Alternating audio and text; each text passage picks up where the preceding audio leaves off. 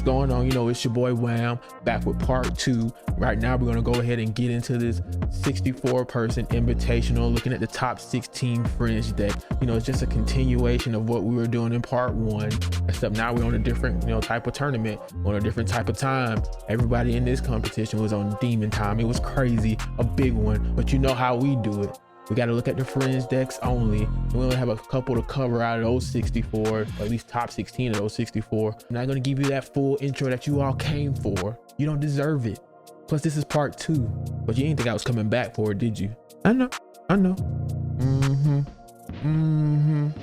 That's my sexy face. Let's get straight into it. Once again, this is going to be a pre-recording. We already talked about it. I just wanted to break it down into 2 parts. All right, enjoy. Let's go on over to the top deck invitational. I know for a fact that there's one in the top 16 because I actually happened to see that whole day 1 and day 2. And there's only really one deck there that I really want to focus on, and that's going to be from the homie Alex. He's on Krark Thrasios.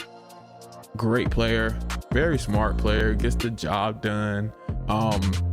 Agent of chaos, lives and dies by the flip.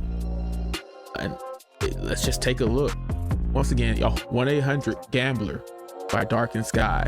That's his name on here. That's what he goes by, Darkened Sky. But his name's Alex. Call them both. Call him Krark Genius. This deck is amazing. It wins in multiple ways. It made me want to play Krark and Thrasios for a minute. Only thing is, after a while of triggers, I'm just like, I kind of just be like, just show me what you're doing, or I just wait. It depends on if you like gambling, you like 50-50s. Do you have a gambling problem? No, I enjoy it. It's a hobby. But the payoff is so good. The payoff is pretty much win the game.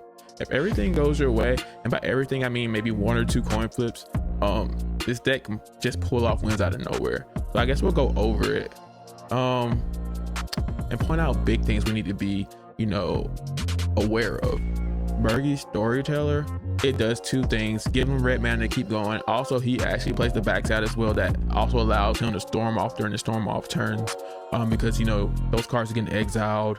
If you cast, you get the right spells, you end up exiling 2 cards, or 1 you can cast. It might trigger Krark, get a copy. If you have one of these many things that triggers Krark's ability to let you do it again, you end up putting that card into your hand. Beautiful synergy here. You have Stormkill Artist actually allowing you to make treasures for every time you cast or copy a spell. Tavern Scoundrel, if you win in those flips, it gives you 2 treasures, so you're automatically getting those as well. It's also triggering off your mana crypt, so you happen to win your mana crypt flip, there you go, 2 more treasures. The storm out potential in this deck is amazing. Timeless Witness, allowing you to return target card from your graveyard to your hand. You eternalize it, comes back again. You keep bringing stuff back, so it's a way to get it back from your graveyard, well, just in case it gets to that point. Bayran, and as well as, what's the other one? Where is it? Yeah, Bayran and Harmonic Prodigy. 2 ways to trigger Krark again. If you happen to get both of these out, you get 3 triggers on top of the actual spell itself, allowing you to, once again, showing you non-deterministic wins, but eventually you're going to get there, because technically, statistically, you probably won't hit all of those flips. You won't win them all. So it's also going to give you cards with Stormkill Artists and things, as well as Bergie, making mana, letting you go back, letting you loop these things over and over, until eventually, you find a way to get to Gut Shot, or you find a way to get to even Brain Freeze, because at this point, Brain Freeze becomes a card that can with just Krark by itself, can actually put you in a situation to win the game. If you have a mana producer, once again, especially Stormkill Artist, or a way to loop Dockside, you make infinite treasures. You can cast Brainstorm over and over. Once again, missing those triggers. If you miss the trigger, regardless of if you miss it or not, you still get that storm trigger on the stack, so you can actually mill out that way and win with Thassa's Oracle if you have a breach in play, or just mill out your opponents if no one can interact with you. Another way to win, being Displacer Kitten. You have Displacer Kitten loops with the Eternal Witness, the Jewel Lotus, and the Lotus Petal. Of course, you have those on the field. You sack a Lotus Petal if you have it, or Jewel Lotus, whichever on the field. You cast Lotus Petal, flicker the Ewit gets the Jewel Lotus. You crack Lotus Petal, go to the graveyard, cast the Jewel Lotus Displacer will trigger, flicker the Ewik, get the other one back. You do that over and over to make infinite commander mana as well as infinite mana to use on whatever you like. From there you play Thrasios, you can draw the whole deck and then put a Thrasios Oracle on the stack. It's really hard to interact with this, especially if you have Krark in play, because you just start casting all your free spells and everything, and it lets you go back and loop it again, and just it makes it uninteractable at some points. I'm pretty sure he's also on Born in the Wind to do all of this at instant speed. Oh, he's not on Born Upon the Wind. That's where we're lacking. He should probably put a Born in here. That would help this deck a lot.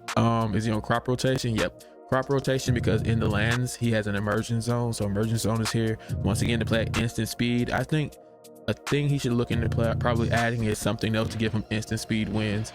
That's where this deck, once again, it excels. It's also another line in here with the Chord of Calling. So your Chord of Calling, where X is I think 3. So if X is 3, it allows you to get a couple things out of the deck. The big one here being Phonetic Freak, as well as anything else he would need, honestly. Phonetic Freak into any 3-drop. But the big thing is once that Phonetic Freak hits with Tavern Scoundrel, that's what it is. Once the Phonetic Freak hits with Tavern Scoundrel, you just activate Phonetic Freak effect and you stack them. You can stack them as many times as you want, because once they all resolve, that's when it phases out. Oh, I guess I should read it in case you don't know what it does.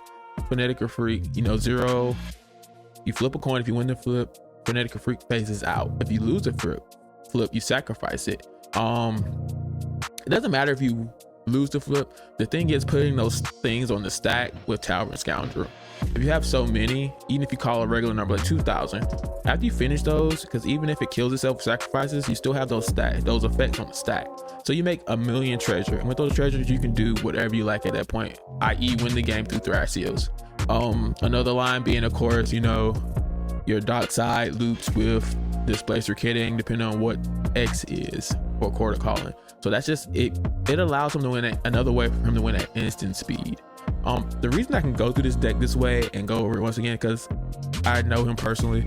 The deck is amazing. I've seen progress since day one of him making the deck, and every line in here is very dangerous.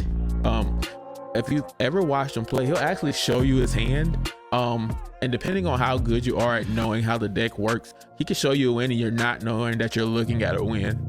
That's how sneaky this deck could be. There are so many ways for him to win. He can get card draw through Mana Morse. So again, with those Krark triggers, if he has something to double that trigger, him just losing one and bouncing back to hand lets him go through his deck, as well as with Jitaxian Probe, allows him to draw as well over and over again. So this deck has a way to power through the deck if you let it. He has things like Mog Salvage, doubling up on Artifact Destruction, Narcissus Reversal, creating an infinite loop depending on which card he hits. Once again, that Storm kills out. If the Storm kills out and he casts it and there's happened to be a Krark, what happens is if he wins the flip on the Narset, Krark copies it. So the Krark will copy the Narsets, but the Narsets will copy the Narsets original on cast, and it makes an infinite loop because he's constantly copying that. You end up with infinite treasures pretty much. Once again, the main goal of this deck is infinite treasures, infinite mana, show you a way that I draw my deck. That's how this deck works. And if all those failed, you go into a Lion's Eye Breach combo. So the deck is, foolproof when it comes to find a way to infinite mana out and get there. Like I said, the hardest thing for this deck to do is if it loses flip. If it loses flips at the most pivotal moment, that's when this deck goes, well, you put it all on the flip, so you lost. But again, if everything goes to plan, this deck wins, and it wins big. Shout out to him. He made top 16 with this. I saw the pods. He just kind of got screwed over by just honestly placement, and then a few misplays by other players. I don't want to say misplays, but there was a lot going on in his pods. But if things had went a little bit differently, we'd be talking differently about top 4s and things of that nature. But amazing deck. Anything else to point out here? Shifting Willing is something to point out. With this deck, this card is OP in this deck. It does a lot, especially when you need it. Outside of that, we have Gaia's Cradle, of course. You can do loops with Gaia's Cradle and Snap. So you do loops with Gaia's Cradle, Snap, of course, which will blink. Dockside, things of that nature, you replay it. Or Eternal Witness too, goes into Eternal Witness lines as well. So you do Snap. Displacer will blink. The Eternal Witness you bring back to Snap. Once again, congratulations to my boy Alice, the big homie, big dog. Top 16. What else can you ask for? Top 16 in the world. And I say world because Of course, it's going to get bigger, but this is, you know, the top of the top players. After this, let's take a look at some more decks. Let's see what else do we have in the 16 pot. We have Christian Johnson on Tivit, Seller of Secrets. I know people are like, oh, Tivit's not fringe, but Tivit is a good deck. Shout out to Christian, by the way. Ananias, whatever you want to call him, on this deck by Doubt Shadow. Tiv is it by Doubt Shadow. Tongue twister. Pretty clever. This deck, like I said, is pretty much a Tivit deck, but I still want to give the boy a shout out. Looking over this, you know, we have Teferi Time Raveler with the reciprocating lines, of course. You know, draw the whole deck with Teferi down, blink it, and keep doing that until you get the Thrasios Oracle. And that's just a Thrasios Oracle win without needing, you know, Tainted Pact or Demonic Consultation. They're still both in here. But at the same time, there are other things at play as well. Of course, you know, Time Sieve being another win con. You have Time Sieve, and then you have, you know, 3 opponents. Every time Tivit attacks, you vote twice, they vote once. It's 5 artifacts. You sacrifice 5 artifacts when you activate this, and you take an extra turn. He has ways to find that in here, as well as a lot of graveyard hate and library hate for, you know, decks like, you know, Sisseys and Kennons, and pretty much, you know, big things in the meta right now. He also has Opposition Agent with Orcish Bowmaster, once again punishing these draw decks, punishing, you know, these will decks, looking at Smothering Tithe, Touch the Spirit Realm, things like that. Also things that can stop, you know, breach lines and things of that nature. But he also has Grand Abolisher and Silence effects to put his wins into play as well. Once again, you know, straightforward, you know, cut Tivit list, but I still got to get a homie a shout out once again. Top 16 in the biggest tournament, you know, as of now. It's no easy feat, but shout out to the boy. You know how we do it. All right, you know, that wraps it up. You know, I told you before, wasn't gonna be that many for this top 64, but it was still, you know, nice to give the homies a shout out and look at what they were doing. But once again, you know, thanks for tuning in. Remember, stay nice, treat each other right. Let's strengthen our community. Or is it empower? Let's do both.